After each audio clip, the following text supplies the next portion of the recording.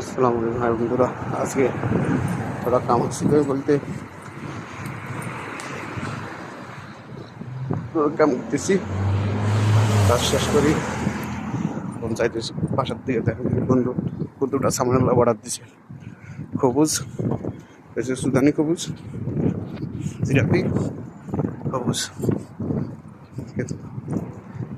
अभी जा रहा हूँ नामाज पढ़ने पर।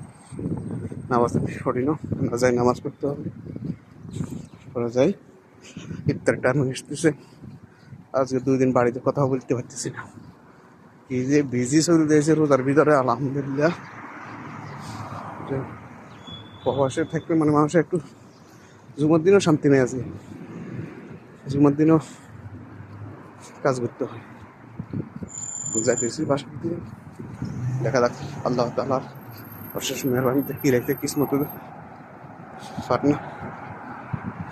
বাকি অন্য রুমের লোকে দাবার দিছে, তার জন্য আজকে খবুজ নিয়ে যাইতেছি। খবুজ দিয়ে আর গরু গোশত রান্না করতেছি, খাবো ইনশাআল্লাহ ইফতারের সময়। আপনাদের দাবার দেবেন, চ্যানেলটাকে সাবস্ক্রাইব লাইক কমেন্ট করে দিবেন।